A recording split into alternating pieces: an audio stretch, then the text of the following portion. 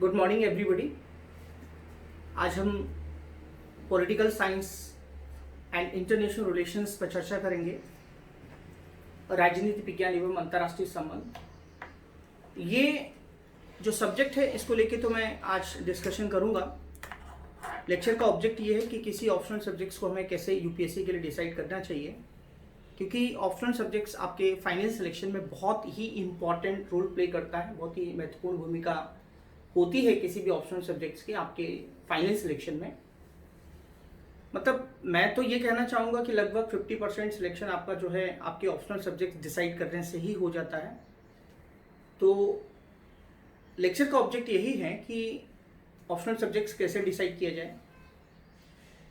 उस optional subjects में political science and international relation क्या रोल प्ले करेगा, उसके सिलेबस को हम डिस्कस करेंगे। उसके लिए अप्रोच क्या होना चाहिए, कैसे अच्छे मार्क्स सिक्योर किए जा सकते हैं, और जो भी इम्पोर्टेंट पॉइंट्स होंगे मैं डिस्कस करूंगा। तो कंक्लूजन ये है कि लास्ट में आपको, लेक्चर के लास्ट में आपको ये समझ में आएगा कि पॉलिटिकल साइंस और इंटरनेशनल रिलेशंस को हम अच्छी तरीके से या उसका मीनिंगफुल प्रिपरेशन कैसे कर सकते हैं, एक वास्तविक अर्थों में एक सही तैयारी क्या होती है, और अच्छा स्कोर मेंस एग्जामिनेशन में या मुख्य परीक्षा में हम कैसे स्कोर कर सकते हैं। तो आज के लेक्चर का ये इम्पोर्टेंट जो है कह सकते हैं पॉइंट्स हैं जिस पे मैं चर्चा करूंगा आपके साथ में। देखिए, यूपीएससी एग्जामिनेशन में सबसे इम्पोर्टेंट एक फैक्टर होता है, जो भी न्यू कमर्स होते हैं कि उनके लिए होता ये है कि कौन सा ऑप्शनल सब्जेक्ट डिसाइड किया जाए। मैं आपसे ये कहना चाहूँगा कि कोई भी ऑप्शनल सब्जेक्ट्स आप डिसाइड कर सकते हैं। इसमें कोई कह सकते हैं कि ऐसा नहीं है कि कोई ऑप्शनल सब्जेक्ट्स बहुत ज़्यादा आपके लिए फ़ायदेमंद होगा, या कोई ऑप्शनल सब्जेक्ट्स ऐसा है जो बहुत बुरा है। सारे जितने भी ऑप्शनल सब्जेक्ट्स हैं या ऐच्छिक विषय हैं, उनकी अपना अपना एक कह सकते हैं रोल होता है सिविल सर्विसेज एग्जामिनेशन में। और सारे सब्जेक्ट्स अच्छे हैं, सारे सब्जेक्ट्स से हमें एक सब्जेक्ट डिसाइड करना है। अब डिपेंड करेगा कि आपके लिए कौन सा सब्जेक्ट अच्छा है। तो हम बहुत सारे फैक्टर्स पर चर्चा करेंगे, बहुत सारे फैक्टर्स को हम देखेंगे कि क्या ऑप्शनल सब्जेक्ट्स हमें, क्या ऐच्छिक विषय हमें डिसाइड करना चाहिए। उसके बाद हम पॉलिटिकल साइंस और इंटरनेशनल रिलेशंस पर चर्चा करेंगे। जैसे कि मैंने आपको बताया उसके अप्रोचेस क्या होंगे, अच्छा स्कोर आप कैसे कर सकते हैं, ये सारे पॉइंट्स हम कवर करेंगे। तो देखिए, कोई भी ऑप्शनल सब्जेक्ट जब आपको डिसाइड करना है तो उसमें हमें ये ध्यान में रखना है कि उस ऑप्शनल सब्जेक्ट्स का सिलेबस कैसा है, क्या वो करंट अफेयर्स से लिंक करता है, क्या समसामयिक जो घटनाएं होती हैं क्या उनको उस ऑप्शनल सब्जेक्ट से रिलेट करके देखा जा सकता है। क्योंकि इससे फ़ायदा आपको ये होगा, बेनिफिट ये होगा कि आप अपने ऑप्शनल सब्जेक्ट्स को डायनेमिक बना पाएंगे। और डायनेमिक बनाने से फ़ायदा ये हो जाता है कि आप कुछ इनोवेटिव करने का पोटेंशियल आपके पास होगा। ये बहुत महत्वपूर्ण फैक्टर है। दूसरा इंपॉर्टेंट बात यह है कि जो जनरल स्टडीज़ का प्रिपरेशन है, चाहे वो मुख्य परीक्षा हो, मेंस एग्जामिनेशन हो, चाहे वो प्रीलिम्स एग्जामिनेशन हो, उसमें कितना इंपॉर्टेंट रोल प्ले करता है। इसका मतलब कॉमन सिलेबस कितना है, और साथ ही साथ उसके लिए गाइडेंस कैसा अवेलेबल है आपके पास, मार्केट में रिसोर्सेज क्या क्या है उसके लिए। तो ये कुछ इंपॉर्टेंट फैक्टर्स होते हैं जिनके बेसिस पे आप किसी ऑप्शनल सब्जेक्ट्स को डिसाइड कर सकते हैं। बहुत सारे ऑप्शनल सब्जेक्ट्स ऐसे हैं जिनका काफ़ी अच्छा परफॉर्मेंस रहता है सिविल सर्विसेज एग्जामिनेशन में। तो उसमें से ही एक सब्जेक्ट है जिसको मैं 2004 से सिविल सर्विसेज के लिए पढ़ा रहा हूँ, political science and international relations, राजनीति विज्ञान एवं अंतर्राष्ट्रीय संबंध। तो ये जो विषय है, इस विषय के कैसे आपको सिविल सर्विसेज में आपको हेल्प करेगा, और क्यों हमें political science and international relations लेना चाहिए, हम ये चर्चा करने जा रहे हैं। बाद में उसके अप्रोचेस, क्या अप्रोच होना चाहिए, किस तरीके से हमें सिलेबस को देखना चाहिए, ये सब चीज़ें हम डिस्कस कर रहे हैं। तो पहली बात तो ये है कि पॉलिटिकल साइंस ऑप्शनल सब्जेक्ट्स के क्या फ़ायदे हैं, क्या इसको कोई ऐसा कैंडिडेट्स या एस्पिरेंट्स उसको अडॉप्ट कर सकता है या ऑप्ट कर सकता है जिसका बैकग्राउंड नहीं हो। यस, आज सिविल सर्विसेज एग्जामिनेशन में आप जितने भी कैंडिडेट्स जो सक्सेस जिनको मिला है सिविल सर्विसेज एग्जामिनेशन में इस ऑप्शनल सब्जेक्ट से, तो मैंने पाया है कि बहुत सारे बच्चों का बैकग्राउंड नहीं रहता है। चूँकि ये जीएस का पार्ट है, एथिक्स का पार्ट है, एसए का पार्ट है, तो इसलिए आपको ये पढ़ना ही पड़ेगा आपके लिए इम्पॉर्टेंट है कि अगर आप इस ऑप्शनल सब्जेक्ट्स को ऑप्ट करेंगे तो आपको फ़ायदा मिलेगा, क्योंकि आपका जो बर्डन है सिलेबस कवर करने में वो बर्डन आपका कम होगा। और प्रीलिम्स एग्जामिनेशन की जहाँ तक बात है तो प्रारंभिक परीक्षा में ये जो political science and international relation है वो काफ़ी इंपॉर्टेंट रोल प्ले करता है। जैसे कि आपका जो पॉलिटी का पार्ट है आप अपने आप को काफ़ी कंफर्टेबल फील करेंगे जब आप प्रीलिम्स एग्जामिनेशन में जाएंगे, क्योंकि आपका ऑप्शनल सब्जेक्ट्स है। जहाँ तक इंटरनेशनल रिलेशन से रिलेटेड जो भी प्रश्न पूछे जाते हैं वहाँ भी आप काफ़ी कंफर्टेबल फील करेंगे क्योंकि आपका ऑप्शनल सब्जेक्ट्स है। और जहाँ तक मैं आधुनिक भारत या फ्रीडम स्ट्रगल की बात करूँगा, क्योंकि फ्रीडम स्ट्रगल का भी पोर्शन इसमें दिया गया है, तो यहाँ भी अपने आप को काफ़ी आप सहज महसूस करेंगे, कंफर्टेबल फील करेंगे। तो आप निश्चित रूप से प्रारंभिक परीक्षा के लिए ये जो सिलेबस है पॉलिटिकल साइंस और इंटरनेशनल रिलेशन का मैच करता है। ये तो उसके फायदे मैंने आपको बताए हैं। जहाँ तक मैं मुख्य परीक्षा की बात करूँगा, मेंस एग्जामिनेशन की बात करूँगा, अगर हम जीएस फर्स्ट पेपर की बात करते हैं, सामान्य अध्ययन के जो प्रथम प्रश्न पत्र है उसकी बात करते हैं, तो वहाँ पे जो आधुनिक भारत है, जो मॉडर्न इंडिया है, जो फ्रीडम स्ट्रगल का जो पोर्शन है, उसके बहुत सारे टॉपिक्स हैं जो कि पॉलिटिकल साइंस ऑप्शनल सब्जेक्ट्स में और जीएस में और प्रीलिम्स में GS1 में कॉमन है। तो ये आपको एक एज ए ऑप्शनल पढ़ने का जब आपको मौका मिलेगा तो चीज़ें काफ़ी क्लियर होंगी और आप सामान्य अध्ययन का जो जीएस का फर्स्ट पेपर है उसमें आप अपने आप को काफ़ी कंफर्टेबल फील करेंगे, सहज महसूस करेंगे और बर्डन कम होगा। यदि मैं सामान्य अध्ययन के द्वितीय प्रश्न पत्र की बात करूं, सामान्य अध्ययन या जीएस का जो सेकंड पेपर मुख्य परीक्षा में है, मेंस एग्जामिनेशन में है, तो वहाँ मेजर पोर्शन अगर आप देखेंगे तो मेजर पोर्शन जो है वो कॉन्स्टिट्यूशन का है, संविधान का है और साथ ही साथ जो है इंटरनेशनल रिलेशंस का है, अंतर्राष्ट्रीय संबंध का है। तो चूंकि आपका जो ऑप्शनल सब्जेक्ट्स है वो पॉलिटिकल साइंस है, तो पॉलिटिकल साइंस में कॉन्स्टिट्यूशन है, कॉन्स्टिट्यूशन दिया गया है, तो कॉन्स्टिट्यूशन से रिलेटेड जो भी टॉपिक्स वहाँ आप कवर करेंगे GS2 के साथ वो ओवरलैप करेंगे। इंटरनेशनल रिलेशंस की जब आप तैयारी करेंगे पॉलिटिकल साइंस ऑप्शनल सब्जेक्ट्स में, तो वो आपको GS के पॉइंट ऑफ व्यू से जो है आपको मदद करेगा।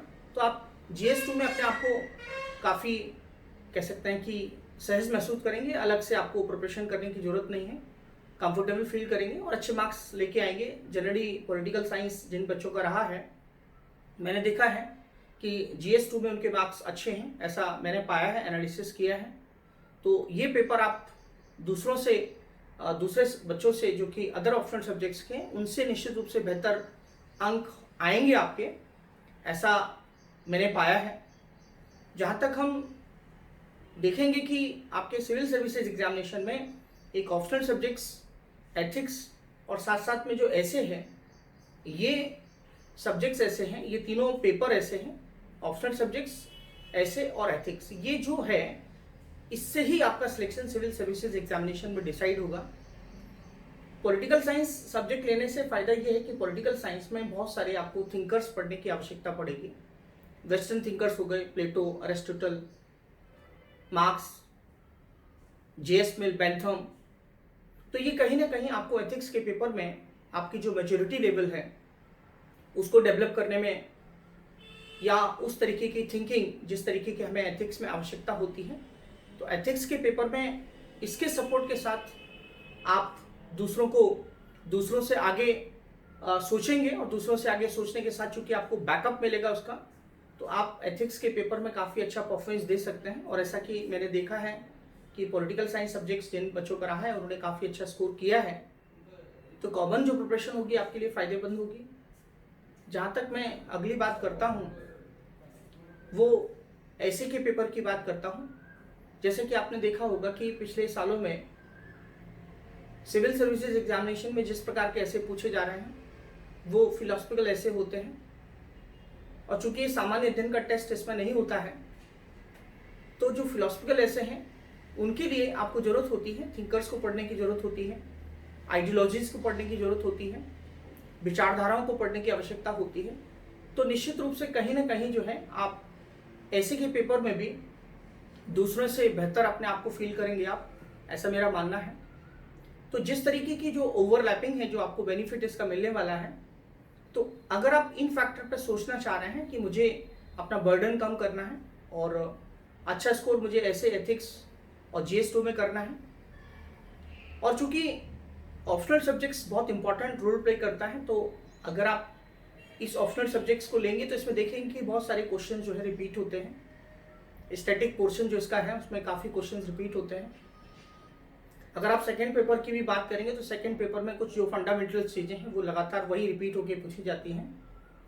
तो अगर आप एक सिलेबस को डिकोड कर लें, लास्ट ईयर के क्वेश्चन पेपर का एनालिसिस करके उनको डिकोड करने की कोशिश करें, तो पॉलिटिकल साइंस में आप काफ़ी अच्छा परफॉर्मेंस दे सकते हैं, एक अच्छे मार्क्स ला सकते हैं और सिविल सर्विसेज के फाइनल सिलेक्शन में अपनी जगह बना सकते हैं, ऐसा मेरा मानना है। तो मैंने आपको पॉलिटिकल साइंस के जो बेनिफिट बताए हैं, राइट, कि आपको ये इंटरव्यू में भी हेल्प करेगा क्योंकि करंट अफेयर्स का पोर्शन इससे कवर हो जाता है। तो साक्षात्कार में कहीं ना कहीं जो है आपको इम्पॉर्टेंट रोल प्ले करेगा, क्योंकि आपको अलग से करंट अफेयर्स की तैयारी करने की जरूरत नहीं है। बहुत सारा पॉलिटी का IR का जो पोर्शन है इसके द्वारा आप टॉपिक को समझ सकते हैं और उनकी जो क्लैरिटी है वो भी आपके साथ उसके साथ डेवलप होगी। और जहाँ तक थिंकर्स और आइडियोलॉजी जो आप पढ़ेंगे वो आपके लिए काफ़ी कह सकते हैं कि फ़ायदेमंद हर जगह होगी, आपके पर्सनल लाइफ में भी हो सकती है मुझे लगता है, बिकॉज जो थिंकर्स क्या कहना चाहते हैं, वो क्या बताना चाहते हैं, आइडियोलॉजीज आज के करंट कॉन्टेक्स्ट में कैसे काम कर रही हैं। तो ये मैंने चीज़ें जो आपको बताई हैं ये पॉलिटिकल साइंस ऑप्शनल सब्जेक्ट्स के फ़ायदे के लिए बताई हैं, बेनिफिट के लिए बताई हैं कि बेनिफिट आपको हो सकता है। देखिए, ये बेनिफिट तो हो सकता है, बर्डन कम हो सकता है, ठीक है, लेकिन आपको क्या डिसाइड करना है, आप डिसाइड कीजिए। As a political science teacher जो मैं आपको बता रहा हूँ वो आपने सुना है अभी, लेकिन इसके नेगेटिव इम्पैक्ट सिर्फ यही है कि ये थोड़ा सिलेबस जो है इसमें अपडेट करना पड़ता है। मैं इसको नेगेटिव नहीं कहूँगा, मतलब, लेकिन कह सकते हैं कि एक एंगल से इसको देख सकते हैं कि लगातार आपको अपडेट करने की आवश्यकता होगी, लेकिन दूसरे कुछ ऐसे सब्जेक्ट हैं जिसमें स्टैटिक पोर्शन होता है सिर्फ, और स्टैटिक पोर्शन को एक बार आप तैयार कर लें तो आगे जो है आपको फिर से तैयारी करने की जरूरत नहीं है। तो इसमें कुछ पोर्शन ऐसा है जो स्टैटिक है, लेकिन जो एक बड़ा भाग है इसका, एक बड़ा पार्ट है, वो लगातार अपडेट की डिमांड करता है। लेकिन मुझे लगता है कि इसमें इंटरेस्ट भी आता है अगर आप लगातार उसको अपडेट करते रहते हैं। तो एक ऑप्शनल सब्जेक्ट्स को आप लाइव बना के रख सकते हैं, जिंदा बना के रख सकते हैं, और इसमें इनोवेटिव चीज़ों को आप ज़्यादा यूज़ करके, इनोवेटिव एग्जांपल्स देके आप इस इंटरनेशनल रिलेशंस का जो सब्जेक्ट है, पॉलिटिकल साइंस का जो सब्जेक्ट है, इसको आप काफ़ी अच्छा कह सकते हैं।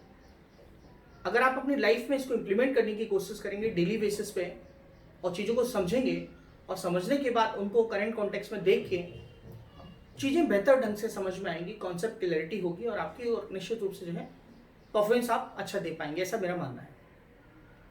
तो जहाँ तक मैंने आपको अभी बताया कि ये नेगेटिव पॉइंट है, ऐसा एक एंगल हो सकता है, लेकिन मैंने ऐसा कहा है, लेकिन अब मैं आपसे ये कहना चाहता हूँ कि इसको अगर आप पॉजिटिव वे में देखेंगे तो निश्चित रूप से आपको सिविल सर्विसेज एग्जामिनेशन की तैयारी अगर आप कर रहे हैं तो आपको लगातार अपडेट्स तो करने पड़ेंगे जब सामान्य अध्ययन के लिए। तो ऐसा नहीं है कि आप इसको इग्नोर कर सकें, इसलिए अच्छा ये होगा कि इसको सकारात्मक पॉजिटिव वे में लें और आप लगातार अपने नोट्स को अपडेट करते रहें ताकि आपका कॉन्फिडेंस कह सकते हैं बना रहे। और चूँकि इंटरव्यू में बहुत ही करंट अफेयर्स से रिलेटेड चूँकि चीज़ें पूछी जाती हैं, तो यहाँ पे अगर आपका लगातार अपडेट रहेगा तो ये आपको ऑप्शनल में भी काम करेगा, और हर जगह मुझे लगता है कि जहाँ पे आपको एग्जाम्पल्स देने पड़ेंगे तो वहाँ पे आपको ये हेल्प करेगा। अब मैं पॉलिटिकल साइंस ऑप्शनल सब्जेक्ट्स के सिलेबस को मैं आपको डिस्कस करता हूँ कि पॉलिटिकल साइंस सिलेबस क्या है, उसको कैसे आपको प्रिपरेशन आपको कैसे करना है। तो यहाँ पे सबसे पहले हम कुछ टॉपिक्स हम डिसाइड करते हैं कि आप ऑप्शनल सब्जेक्ट्स की तैयारी कैसे करें। तो अब हम political science, pol science and international relation and IR इसके सिलेबस को हम डिस्कस करने जा रहे हैं। तो पॉलिटिकल साइंस और IR, political science international relations की तैयारी करने के लिए इसको कोई भी स्टूडेंट ऑप्ट कर सकता है, इसके लिए कोई बहुत बैकग्राउंड की आवश्यकता नहीं है आपको।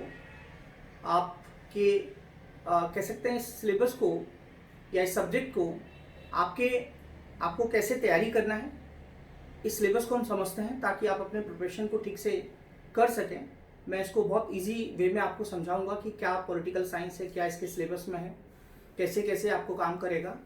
तो हम समझने का प्रयास करते हैं। सबसे पहले हम पॉलिटिकल साइंस के सिलेबस को समझते हैं, राइट। तो ये जो है pol science, right, and international relations, ये सब्जेक्ट हो गया, राजनीतिक विज्ञान और अंतर्राष्ट्रीय संबंध। इसमें जो है 2 पेपर आपके होंगे। तो ये वाला जो पेपर है पॉलिटिकल साइंस, ये फर्स्ट पेपर है, राइट। ये थ्योरेटिकल पार्ट है, राइट, और इसमें 2 सेक्शन है। पहला सेक्शन जो है वो आपका थ्योरेटिकल है, पॉलिटिकल थियरी है, और जो दूसरा जो पार्ट है, दूसरा जो पोर्शन है वो है आईआर का है, जो कि इंटरनेशनल रिलेशन है, अंतर्राष्ट्रीय संबंध है। अब सबसे सवाल ये इम्पोर्टेंट महत्वपूर्ण बात यहाँ पे ये हो जाती है कि कैसे हम इसको समझें सब्जेक्ट को। तो पॉलिटिकल साइंस में आपको ध्यान रखना है कि यहाँ पे जो आपका पेपर होगा, ये आपका जो पहला जो पेपर होगा, जो फर्स्ट पेपर होगा आपका, फर्स्ट पेपर की जो मैं बात कर रहा हूँ, ठीक है, और ये जो है आपका सेकेंड पेपर होगा। फर्स्ट पेपर और सेकेंड पेपर। तो फर्स्ट पेपर होगा पॉलिटिकल साइंस से रिलेटेड होगा, और सेकेंड पेपर होगा वो आईआर से रिलेटेड होगा। ये आपका 250 मार्क्स का जो पेपर है आपका, और ये आपका जो 250 मार्क्स का जो पेपर है आपका, इसमें 2 पार्ट होंगे, ए एंड बी। और इसमें जो 2 पार्ट होंगे वो ए एंड बी। यहां पे देखेंगे कि पॉलिटिकल साइंस का जो फर्स्ट पेपर है इसमें क्या आएगा। तो ये जो टॉपिक है वो रिलेटेड है, इसमें आपको पॉलिटिकल थियरी पढ़ना पड़ेगा, पॉलिटिकल थियरी पढ़ना पड़ेगा, मतलब राजनीतिक सिद्धांत, इसको हम बोलेंगे राजनीतिक सिद्धांत की बात करेंगे। मोटा मोटी तौर पे बता रहा हूं, इसमें आपको थिंकर्स पढ़ने पड़ेंगे। वेस्टर्न थिंकर्स हैं इसमें, वेस्टर्न थिंकर्स हैं। वेस्टर्न थिंकर्स के बाद फिर आपके इंडियन थिंकर्स हैं, और उसके बाद फिर आपके थिंकर्स के बाद फिर आपके आइडियोलॉजीज हैं, विचारधाराएं हैं, और उसके बाद कुछ कॉन्सेप्ट्स हैं, जैसे कि जस्टिस हो गया, इक्वालिटी हो गया, राइट्स हो गया, डेमोक्रेसी हो गया, पावर हो गया। तो ये मोटा मोटी तौर पे पॉलिटिकल थियरी का जो है टॉपिक है, जिसमें क्या क्या चीजें हैं। सबसे पहले आपके थिंकर्स हैं, थिंकर्स हो गए। थिंकर्स कौन से हो गए? वेस्टर्न थिंकर्स हो गए। वेस्टर्न थिंकर्स में जैसे वेस्टर्न थिंकर्स में प्लेटो है, एरिस्टोटल है, मैकियावेली है, हॉब्स है, लॉक है, जेस मिल है, मार्क्स है, ग्रामसी है, अन्ना अरेंट है। तो ये वेस्टर्न थिंकर्स हो गए। उसके बाद इसमें इंडियन थिंकर्स भी हैं। इंडियन थिंकर्स में आपके अगर हम देखेंगे तो इंडियन थिंकर्स में आपके सर सैयद अहमद खान हो गए, श्री अरविंदो है, एम.के. गांधी जी हैं, अरविंदो साहब हैं, बी.आर. अम्बेडकर साहब हैं, एम.एन. रॉय हैं। तो ये आपके थिंकर्स का जो पोर्शन है उसमें है। तो इसके बाद क्या है, अगला थिंकर्स के अलावा फिर इसमें क्या है, इसमें जो है आइडियोलॉजीज हैं। आइडियोलॉजीज का मतलब क्या होता है? आइडियोलॉजीज का मतलब होता है विचारधाराएं। विचारधाराएं जो है वो है। अब जो पॉलिटिकल आइडियोलॉजीज हैं,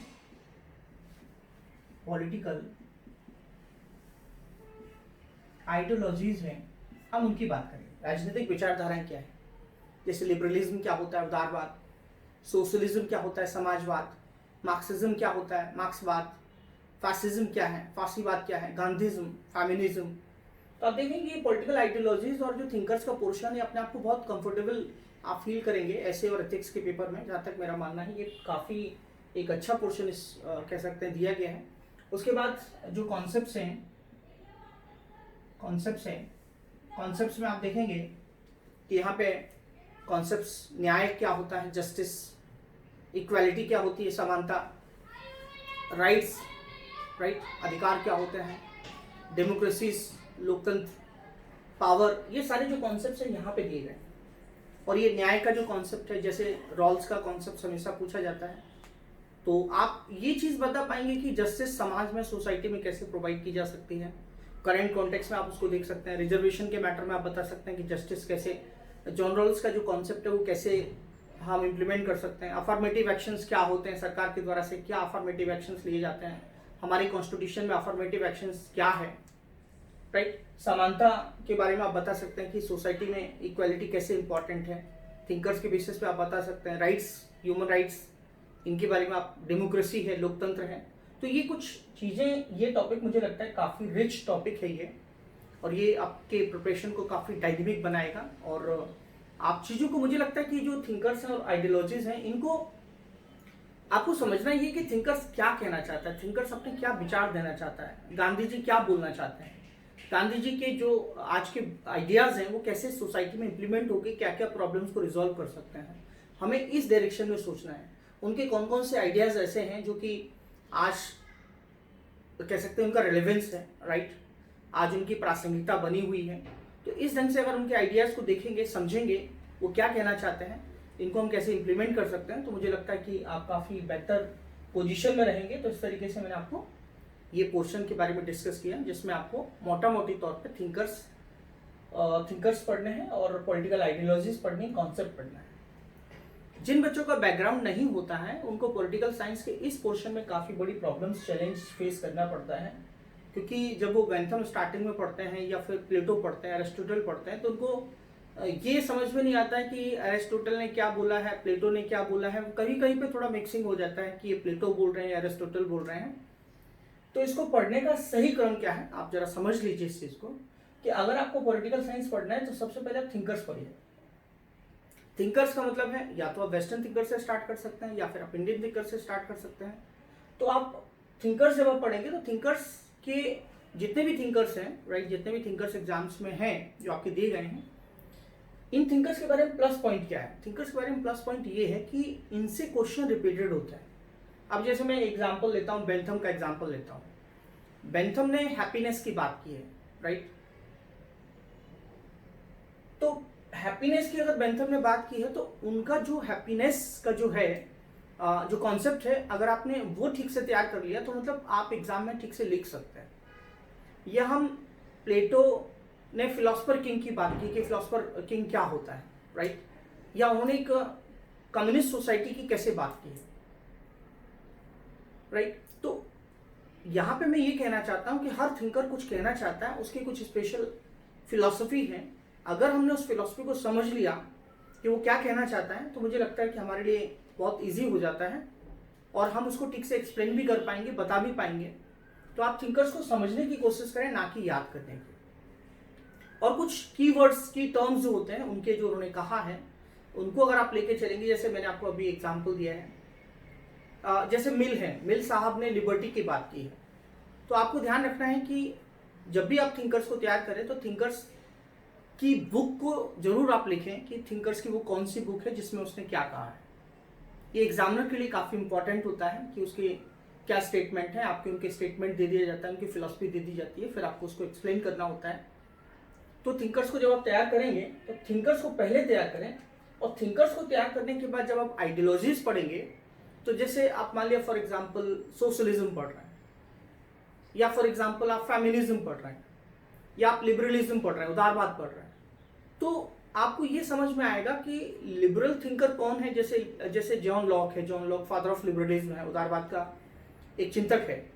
तो जॉन लॉक आपको समझ में आएगा जब आप लिबरलिज्म को पढ़ेंगे कि लिबरलिज्म में बहुत सारे थिंकर्स एक साथ आ जाएंगे और लिबरलिज्म की बात करेंगे। लिबरलिज्म एक आइडियोलॉजी है जिसमें बहुत सारे थिंकर्स बात करेंगे।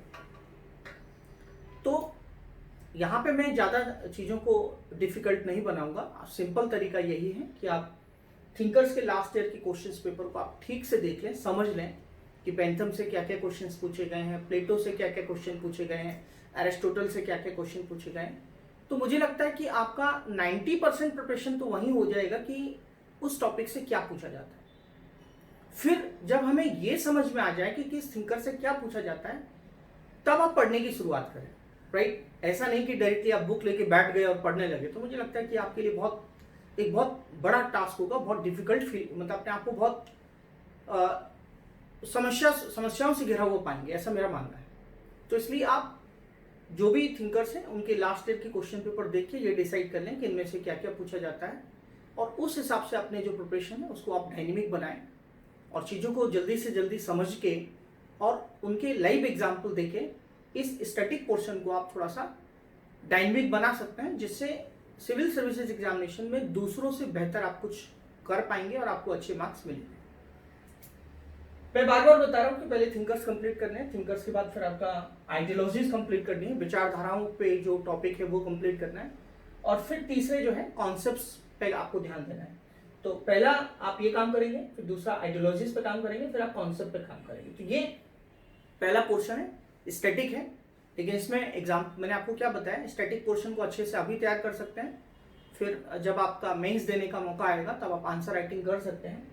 लेकिन इसको लाइव बनाने के लिए आज के करंट कॉन्टेक्स्ट के एग्जाम्पल दे के आप कैसे, गांधी जी का एग्जाम्पल है फॉर एग्जाम्पल, तो गांधी जी को हम कहाँ लिख सकते हैं, गांधी जी को हम टेररिज्म के कॉन्टेक्स्ट में हम बता सकते हैं गांधी जी को। उसके बाद फिर आप देख सकते हैं जो न्यूक्लियर प्लोरीफरेशन है उसमें आप गांधी जी को लिख सकते हैं। तो इस तरीके से इनके जो आइडियाज़ हैं करंट कॉन्टेक्स्ट में, सोसाइटी में या फिर इंटरनेशनल रिलेशंस में, कहीं भी आप इनको जो है लिख सकते हैं और इनके एग्जाम्पल दे सकते हैं। इन कॉन्सेप्ट्स के बेसिस पर अपने इनको ग्राउंड बनाते हुए आप चीज़ों को एक्सप्लेन कर सकते हैं। आपको ये समझना होगा ठीक से। जहाँ तक हम जो ये कह सकता हूँ फर्स्ट पेपर 250 मार्क्स है, इसी तरीके से जो बी पार्ट है आपका, बी खंड है, इसमें एक सबसे खास बात ये है, इंपॉर्टेंट बात यहाँ पे ये है कि यहाँ पे आपको जो तैयारी करनी है, जो प्रिपरेशन आपको करना है, उसमें सबसे पहले जो है टॉपिक दिया गया है इंडियन नेशनलिज्म दिया गया है। मतलब ये जो बी पोर्शन है फर्स्ट पेपर का, फर्स्ट पेपर क्या है, फर्स्ट पेपर में पहला जो पोर्शन है वो पॉलिटिकल थियरी है। दूसरा जो पोर्शन है वो क्या है, दूसरा जो पोर्शन है वो है इंडियन गवर्नमेंट एंड पॉलिटिक्स। अब Indian and government and politics जो सेक्शन बी है, इसमें पहला टॉपिक क्या है, तो पहला जो टॉपिक है इसमें वो है इंडियन नेशनलिज्म है। इंडियन नेशनलिज्म, इंडियन नेशनलिज्म का मतलब क्या है, भारतीय राष्ट्रवाद। अब इसमें हमें क्या क्या पढ़ना है, मतलब सेकेंड पेपर मैंने आपको क्या बताया, फर्स्ट पेपर जो है, फर्स्ट पेपर का जो सेक्शन बी है वो क्या है, इंडियन गवर्नमेंट एंड पॉलिटिक्स। उसमें पहला टॉपिक आपको क्या मिलेगा, भारतीय राष्ट्रवाद मिलेगा। अब जो भारतीय राष्ट्रवाद है इसमें हमें क्या पढ़ना है, इसमें जनरली आपसे जो क्वेश्चन पूछे जाएंगे, जैसे इस टॉपिक की बात कर रहा हूँ सेक्शन बी में, जैसे कि फ्रीडम स्ट्रगल है, भारत का स्वतंत्रता संघर्ष है, उसमें नॉन कोऑपरेशन की बात की गई है, उसमें असहयोग आंदोलन की बात की गई है, सिविल डिसोबीडियंस की बात की गई है। उसके बाद फिर आप जिसे हम हिंदी में सविनय विज्ञा आंदोलन कहते हैं, उसके बाद मिलिट्री एंड रिवोल्यूशनरी जो मूवमेंट्स हैं, राइट, उनकी बात की गई है। पीजेंट मूवमेंट्स हैं, किसान आंदोलन है, वर्कर्स मूवमेंट्स हैं। अब जैसे किसान आंदोलन है तो इसको अगर हमें डायनेमिक और लाइव बनाना होगा तो हम बेस्ट एग्जांपल फार्मर्स का जो प्रोटेस्ट हुआ था उसको हमें साथ में लेके चलना पड़ेगा। तो ये आपको चीज़ें समझनी पड़ेगी कि चीज़ें जो है आज के कॉन्टेक्स्ट में, ये जो फ्रीडम स्ट्रगल जो है पढ़ना है, फ्रीडम स्ट्रगल को कवर करना है, और साथ साथ में हम क्या चीज़ों को किस तरीके से एक इनोवेटिव मेथड में चीज़ों को सोच सकते हैं और लिख सकते हैं। ये आपको दूसरे जो कैंडिडेट्स हैं उनसे आपको बेटर पोजीशन में आपको लेके जाएगा।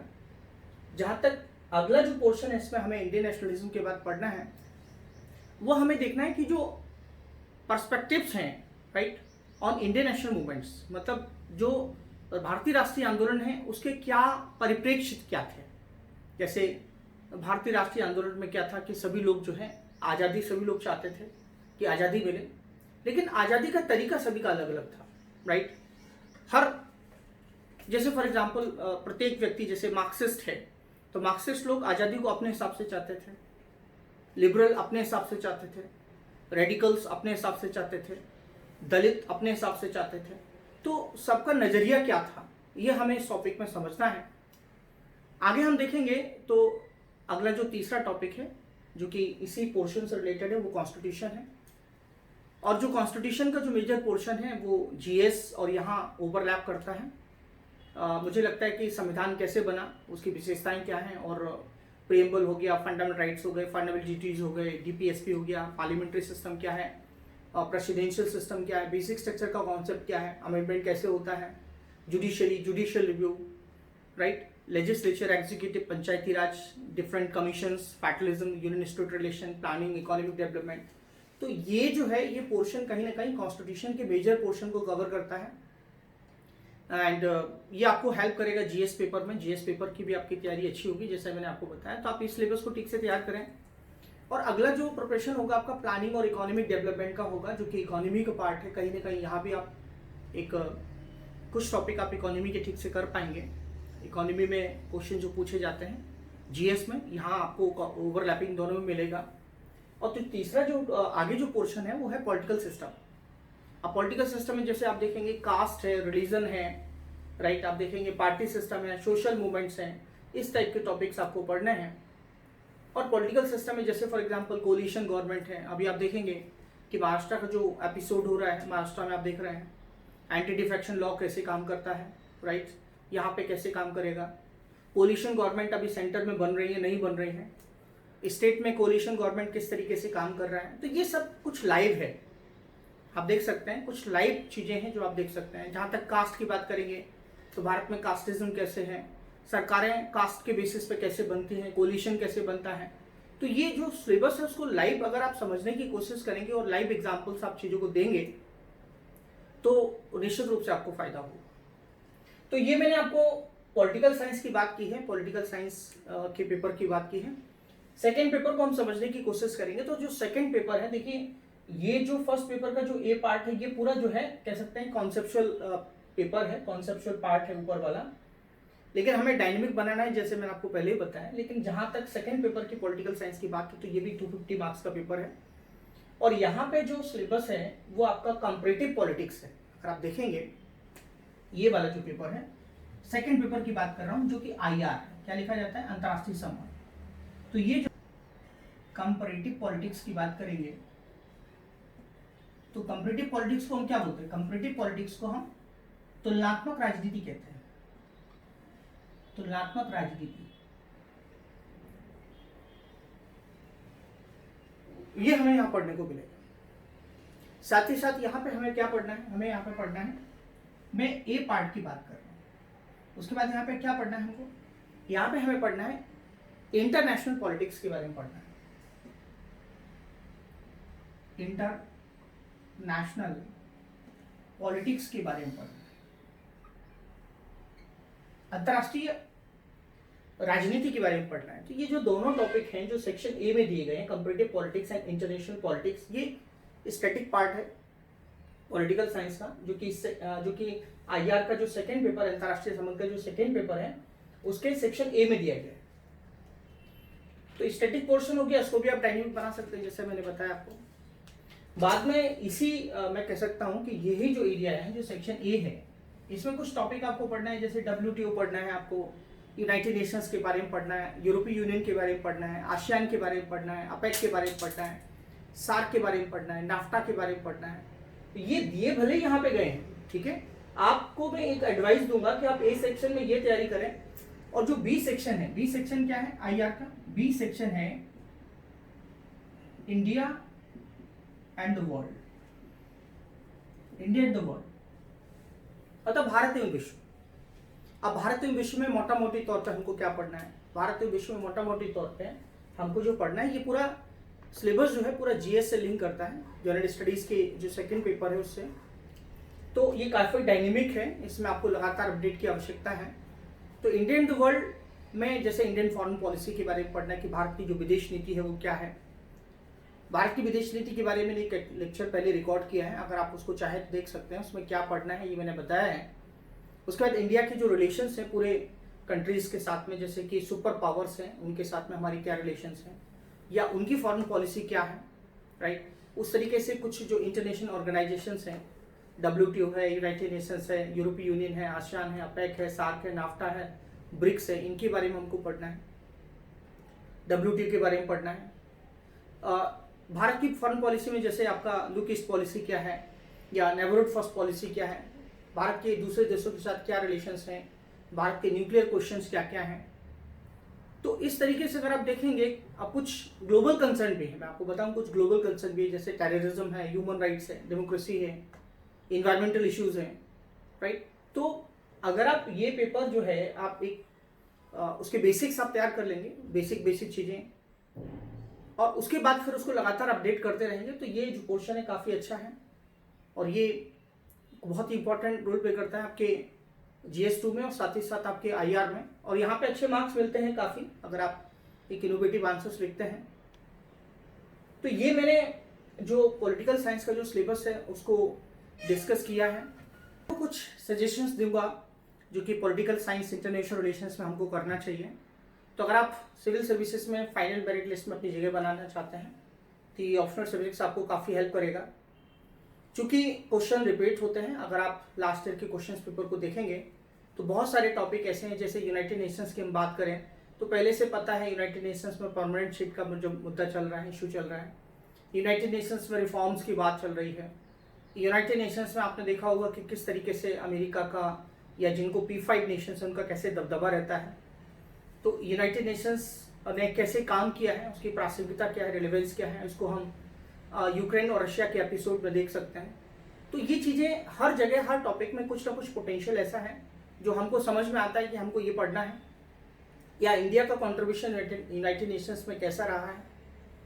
तो अगर हम हर टॉपिक में लास्ट ईयर के क्वेश्चन पेपर को देख के, सिलेबस को देख के अगर हम डिकोड कर पाएँ तो हमारे लिए आगे तैयारी को एक डायनेमिक वे में और एक साइंटिफिक मोड में प्रिपरेशन करना काफ़ी इजी हो जाता है। तो मेरा सजेशन ये है कि क्वेश्चन पेपर को आप जरूर देखें। क्वेश्चन का रिपीटेशन होता है, तो रिपीटेशन के हिसाब से लास्ट ईयर की जो क्वेश्चन पेपर है आप ये डिसाइड कर लें पहले कि मुझे क्या पढ़ना है, फिर उसके बाद उसको डायनेमिक बनाएं आप। नोट्स माइक्रो नोट्स होने चाहिए हमेशा। मेरा मानना यह है कि जब मैं क्लासेस में पॉलिटिकल साइंस और इंटरनेशनल रिलेशन आपको पढ़ाऊंगा इस सेशन में, तो मैं आपको कुछ अपने माइक्रो नोट्स जो हैं, जो कि सभी पॉइंट्स हर टॉपिक में एक पेज पे कवरेज नोट्स होंगे, राइट, तो वो हैंडआउट्स मैं आपको प्रोवाइड कराऊंगा जिससे कि आप कम समय में एक अच्छा परफॉर्मेंस दे सकें। तो पहली बात तो ये है। दूसरी बात यह है कि लास्ट ईयर के पेपर्स जब आपका प्रिपरेशन हो जाए तो लास्ट ईयर के पेपर के जो आंसर्स हैं उनको ही आप क्वेश्चंस के आंसर्स को टैकल करें। पिछले 4-5 साल के पेपर को आप लिखने का प्रयास करें, तो इससे आपको ये समझ में आएगा कि आंसर को कैसा ऑथेंटिक बनाया जाए, कैसा इनोवेटिव बनाया जाए और कैसे हम अपने सिलेबस को फोकस कर सकें। लास्ट ईयर के पेपर टॉपिक वाइज अगर आप एनालिसिस करेंगे, उनको लिखने का प्रयास करेंगे, तो मुझे लगता है कि काफ़ी एग्जाम में आप अच्छा परफॉर्मेंस दे सकते हैं। और ये आपकी टेस्ट सीरीज का जो गैप होता है उसको भी फिल करने की कोशिश करेगा, उसको भी भरेगा। और एक सबसे इम्पॉर्टेंट बात मैंने जो पॉलिटिकल साइंस में आपको बताना चाहूँगा वो ये है कि हमारे पास 2 पेपर है। पेपर फर्स्ट है, हमारे पास जो पेपर फर्स्ट है, राइट, और उसके बाद हमारा जो पेपर 2 है। तो यहाँ पे पॉलिटिकल साइंस में उन लोगों के सबसे अच्छे मार्क्स आते हैं जो कि पेपर जो फर्स्ट है, जैसे मैंने आपको बताया कि पॉलिटिकल थियरी है, पॉलिटिकल थियरी जो है, आप पॉलिटिकल थियरी को आप किस तरीके से, आपके जो सेक्शन बी है जो इंडियन द वर्ल्ड का है, तो जब आप रिलेशंस को लिखेंगे तो जो आपने थिंकर्स आइडियोलॉजीज पढ़ी हैं, थिंकर्स को आप कैसे इंप्लीमेंट कर सकते हैं। जैसे मान लिया फॉर एग्जांपल जो मंडल थियरी है, मंडल थियरी को आप कैसे लिख सकते हैं, मंडल थियरी को आप कैसे बता सकते हैं एग्जामिनेशन में। अब जैसे मान लिया मंडल थियरी में क्या कहा गया है कि जो हमारा पड़ोसी होता है हमारा दुश्मन होता है, लेकिन पड़ोसी का पड़ोसी हमारा दोस्त होता है। तब इसमें बेस्ट एग्जांपल आप देख सकते हैं कि इंडिया और अफगानिस्तान को आप देख सकते हैं। अभी सिचुएशन देखिए, यूपीएससी एग्जामिनेशन में इंटरनेशनल रिलेशन में एक सबसे खास बात है कि यहाँ पे लगातार चीज़ें चेंज होती रहती हैं, अपडेट्स होती रहती हैं, चीज़ें लगातार चेंज होती हैं, अपडेट्स होती हैं, तो इसमें अपडेट करने की ज़रूरत है, नज़रिया भी बदल जाता है। और इंटरनेशनल रिलेशन में एक सबसे खास बात है कि कोई किसी का परमानेंट दोस्त भी नहीं है, परमानेंट एनिमी भी नहीं है, सिचुएशन चेंज होती है और कोई रिलेशन होते हैं वो बहुत सारी चीज़ों पे डिपेंड करते हैं। तो यूपीएससी एग्जामिनेशन में यहाँ पे मैं यही कहना चाहता हूँ कि जो हमारा पॉलिटिकल थियरी में जो नॉलेज हमको मिला है उसके एग्जाम्पल्स, उन थिंकर्स के एग्जाम्पल हम किस तरीके से जो है यहाँ पे लिख सकते हैं, कैसे हम उनको इंटरलिंकेज कर सकते हैं, इस पेपर को इस पेपर के साथ, इस पेपर को इस पेपर के साथ, ठीक है। तो इंटरलिंकेज जब आप करेंगे तो चीज़ें आपके लिए काफ़ी आसान हो जाएंगी। और जैसे गांधी जी का एग्जाम्पल है, आप देख सकते हैं, गांधी जी आपने यहाँ पे पढ़े हैं लेकिन आप यहाँ पे भी बता सकते हैं। तो इंटरलिंकेज काफ़ी इंपॉर्टेंट है, आपको ध्यान रखना होगा। जैसे न्यूक्लियर इश्यूज है, वहाँ पे भी आप गांधी जी को लिख सकते हैं कि उनके क्या विचार थे, उनके क्या आइडियाज़ थे। जहाँ तक मैं थोड़ा सा एक चीज़ और बताना चाहूँगा कि जीएस का जो पॉलिटिकल साइंस का पेपर है, जीएस में मतलब जो पॉलिटी और आईआर आएगा, तो जीएस के आंसर जो होते हैं काफ़ी एक कह सकते हैं कि जनरल स्टडीज़ के पॉइंट ऑफ व्यू से लिखे जाते हैं, लेकिन जहाँ राजनीति विज्ञान की बात है, चूँकि आपका वो सब्जेक्ट है, तो उसमें आपके आंसर में एक कह सकते हैं एक पता चलना चाहिए कि आप इस सब्जेक्ट के एक्सपर्ट हैं, आपको काफ़ी डेप्थ नॉलेज है, आपका एनालिसिस हम डिफरेंट तरीके से हम एनालिसिस कर सकते हैं और एक डेप्थ ऑफ अंडरस्टैंडिंग आपका दिखना चाहिए, तभी आपको पॉलिटिकल साइंस में मार्क्स मिलेंगे। जहाँ तक जीएस की बात करूँ तो जीएस और पॉलिटिकल साइंस के जो टॉपिक भले ही कॉमन है लेकिन आंसर दोनों का डिफरेंट होगा। यहाँ पे आपको बहुत डेप्थ में लिखना है, जैसे कि मैं आपको पहले बार बार बता रहा हूँ, तभी आप पॉलिटिकल साइंस में अच्छा जो है परफॉर्मेंस आप दे पाएंगे। जीएस का जो स्टैटिक पोर्शन है उसको आप डायनेमिक बनाने की कोशिश करें। मतलब जीएस के पेपर में भी मैं आपको एडवाइस दूंगा, पॉलिटिकल साइंस में तो करेंगे ही करेंगे, पॉलिटिकल थियरी में स्टैटिक पोर्शन को डायनेमिक बनाएंगे। जीएस में भी आप ऐसा कर सकते हैं, जैसे कि थिंकर्स हैं, प्लेटो मैंने आपको बताया, एरिस्टोटल बताया, रॉल्स बताया, कि इन जितने भी कॉन्सेप्ट्स हैं, जितने भी थियरीज हैं, उनको आप कैसे आज के लाइव एग्जाम्पल देके कैसे आप उसको इनोवेटिव मेथड में लिख सकते हैं, आज के इश्यूज के साथ उसको लिंक कर सकते हैं। कभी भी पॉलिटिकल साइंस की तैयारी जब आप ऑप्शनल सब्जेक्ट में अच्छा स्कोर करना चाहते हैं तो माइक्रो नोट्स आपके पास अगर नहीं होंगे, मेरी भूमिका क्या होगी, मैं आपको क्या बताना चाहता हूँ। मेरा इंपॉर्टेंट कॉन्ट्रीब्यूशन ये होगा कि जो यूपीएससी के जो पॉलिटिकल साइंस का जो सिलेबस है, उसमें सिलेबस में कौन कौन से टॉपिक हैं, उसमें बेसिक्स क्या क्या है, उस कॉन्सेप्ट्स की क्लैरिटी मैं आपको एग्जाम क्लासरूम में आपको प्रोवाइड करूंगा। साथ साथ में उसके मेन पॉइंट्स आपको बताऊंगा, सभी टॉपिक्स में क्या क्या चीज़ें पूछी जाएंगी वो मैं आपको बताऊंगा, उसमें क्या पॉइंट्स लिखे जा सकते हैं वो मैं आपको बताऊंगा। और साथ ही साथ जो है आपको मेरे जो हैंड रिटन जो कि हैंडआउट्स हैं वो मैं आपको प्रोवाइड करूंगा, जिसमें मेन पॉइंट्स दिए गए हैं, जो कि माइक्रो नोट्स की तरह काम करेंगे। ये आपके रिवीजन के लिए आपको हेल्प करेंगे, लेकिन सवाल ये है कि आपको इनको लगातार अपडेट करना पड़ेगा। और बेसिक चीज़ें एक बार हो जाने के बाद, चीज़ें कंप्लीट हो जाने के बाद, सिलेबस हो जाने के बाद 2 से 3 बार आप इसको रिवाइज करें, अपडेट करते रहें और आंसर राइटिंग का प्रैक्टिस करें, तो आप निश्चित रूप से पॉलिटिकल साइंस में अच्छा परफॉर्मेंस दे सकते हैं।